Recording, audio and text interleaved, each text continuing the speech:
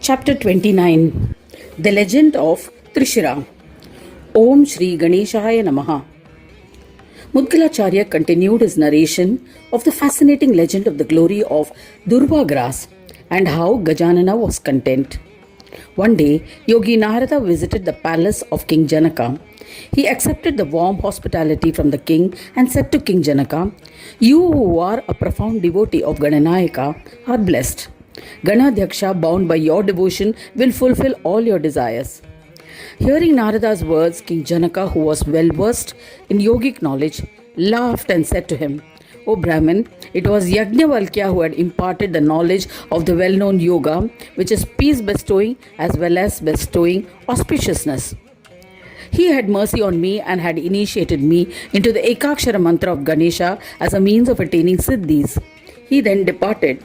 I practiced this excellent yoga with single-pointed focus. I became a yogi comparable to gurus. With the grace of Ganesha, I attained happiness, O eminent Muni. As a result, I have become one with the form of Ganesha. There is no differentiation between me and Ganesha. I am not different from Gananatha. Those with no knowledge of yoga are deluded and feel that Ganesha bestows his grace upon them and gives them all that they ask for. Ganesha is the one who enlightens or illuminates the 5 tendencies of the Chitta.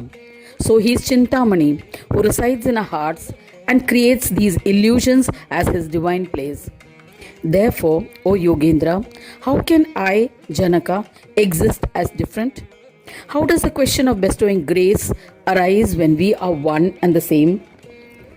I am the creator, I am the preserver, and I am the destroyer, O Narada, O eminent Muni. From your statement it appears that you are deluded." Hearing this, Narada was enraged and reprimanded the illustrious king.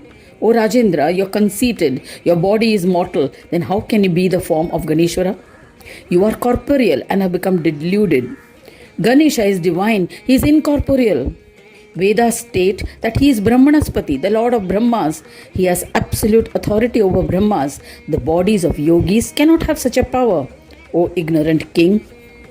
By attaining a samadhi state, a yogi is known to become Ganesha and hence called by the name Yogendra. This has been stated by the learned.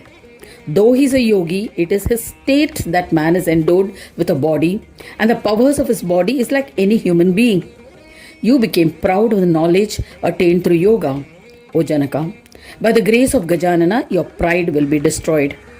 After saying this, Narada went directly to the abode of Ganapa. Ganesha was at Kailash, and so Narada went to Kailash. He bowed to him humbly and told him the events relating to Janaka. After he had instigated thus, he once again bowed to him and proceeded from there on his journey, singing Gananatha's bhajans. After Narada departed, Gajanana, who loves his devotees, assumed the form of an elderly Brahmin and went to the house of Janaka. He was infested with ulcers of leprosy all over his body. There was a foul smell emanating from his body due to oozing pus, blood and sweat, which was attracting flies. After receiving permission from the king, the gatekeeper allowed the Brahmin inside the palace. He requested the king to serve a satiating meal. King Janaka performed his puja, and after paying his respects, he offered an elaborate and delicious meal to eat. The elderly Brahmin ate it instantly and asked for more, since he was hungry. The king served him food that could have fed many people. After eating it, when he asked for more, Janaka served him all the remaining cooked food and uncooked grains which had been stored. The Brahmin consumed it all. Then the king called for cooked and uncooked food from his own and neighboring villages and served him, yet he was not satiated. "O Daksha," he demanded more food. He then said, "O king, give me more food." King Janaka felt ashamed and could not say anything. At that time, the old Muni laughed and said, "You are Ganesha himself, are you not?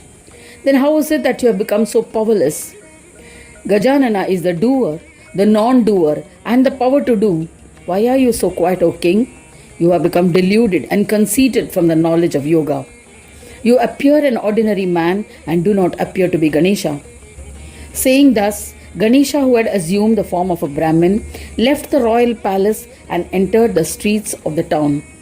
He begged for food. Surprised villagers informed the hungry Brahmin, "The king took away all the grains and food we owned. You consumed it all. Now we do not have the food in the house. O Brahmin, from where have you come? Nobody noticed your arrival." Hearing that, the old Brahmin laughed and wandered in the village. At the outskirts of the town, he noticed the house of another Brahmin, a Muni named Trishira, who had never solicited for anything offered without having solicited, and was generous, lived at that hermitage with his wife Virochana. Seeing them, Ganesha entered their house. There was no material possessions or food grains in the ashram. There was nothing to eat. A disguised Ganaraja asked the Brahmin for food that would satiate his hunger, saying he was famished. Brahmin Trishira said to him, "O Holy One, there is no food to eat in my house. I am the king of poverty. There is no one who is more destitute. I had collected some durva grass for puja of Lord Ganesha in my house. There is a bunch of durva blades left over. There is not a grain or drink in the house other than that. Do not ask for anything else." Hearing these words, the hungry Brahmin said, "You can feed me the leftover durvankura with devotion." At that time, his wife Virochana, with all humility, contemplated on Gajanana in her heart and offered durva grass to the Brahmin as there was nothing else to offer. The elderly Brahmin devoured it happily and achieved complete satiety. Pleased with the devotion of Trishira, Gananatha manifested before him in his Gajanana form, bearing the elephant's trunk. Seeing Lambodara in person, they offered pranams to him again and again. Their eyes were filled with tears of joy. They extolled him with devotion. With palms joined in reverence, they sang his praise.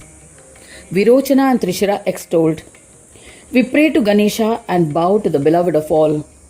To the form of Brahma, to the Lord of Brahmas, to Vignesha, we bow to you. To Heramba, to Paresha, to the one whose flag has a symbol of Moshaka, to the form of Atma, to the one who is incorporeal, to Lambodara, we bow to you. To the one who is endowed with health, to the one who does not need to be supported, to the one who is the supporter of all, to the one whose form is majestic, to Vakratunda, to the one who is worshipped by all, we bow to you. To the one who is devoid of a beginning, middle or end, to the one who is a form of beginning, middle and end, to Dundi, to the mother and father of all, to Jeshta Raja, we bow to you. To the one who is the most supreme amongst the ones with ears like the winnowing fans, to the absolute one, to Dharanidhara, the bearer of the earth, to the one who has Seshnag as an adornment around his navel, to Chintamani, we bow to you. To the bestower of Siddhi and Buddhi, to the one who dwells in Swanandaloka, to the bestower of peace to devotees, to the one who is established in peace, we bow to you. To the consort of Siddhi and Buddhi, I bow to one whose vehicle is Moshaka, to the one who bestows supremacy, to the superior ones, to Gajanana, we bow to you. Blessed are my father and mother, blessed is my lineage as we have seen Ganadisha, as has been expounded by Vedas. We feel blessed by your darshan, O Gananatha. Vedas find his form incomprehensible. Yogis cannot comprehend him. Brahma and others do not understand your limitless form.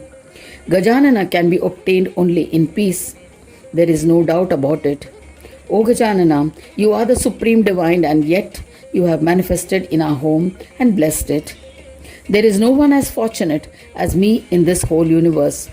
O Ganesha, there must be no one as blessed as us, as we have been blessed by the darshan of your holy lotus feet. The Brahmin and his wife praised Ganesha in this manner with extreme devotion and his throat choked with emotion. Their bodies were filled with horripilation. Tears of joy poured from their eyes. They began dancing in ecstasy. Seeing the Mahamuni's devotion, their excitement and bhakti, Gananatha was overwhelmed and said to them, he said, O Munis, you are blessed. This stotra that you have composed is excellent and truly pleasing and will also prove to be the one that will enhance the devotion of the person reading or reciting it. Anyone who reads or listens to it will be bestowed with joy and liberation. I shall always love him and grant divinity. O Trishira, ask what you desire in your heart. I am pleased with your devotion. O Mahayogi, I shall fulfill all your desires. Hearing Ganesha's words, both bowed once again. Mahamuni said, O Gananatha, why are you enticing us? I do not desire anything. Everything is illusory. O Lord, all I ask of you is steadfast devotion forever. Hearing his words, Vignaraja was perplexed. Ganesha said, O Mahayogi, you are indeed a great Brahmin. You have asked only for steadfast devotion despite being offered everything. You will have absolute devotion to me.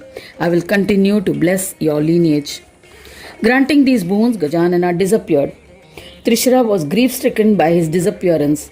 By the grace of Ganesha, his ashram was converted into a palace studded with golden walls and jewels. At the gate were several doorkeepers with golden staff who guarded the palace. There were many maids who wished to serve him eagerly. Seeing such prosperity, Trishira was astounded. He said to his wife, Vigneshwara has demonstrated his Maya to test our devotion. Therefore, we have to be alert while enjoying this wealth. In this manner, both enjoyed the luxury without pride or infatuation. They gave away plenty in charity, but their wealth did not diminish.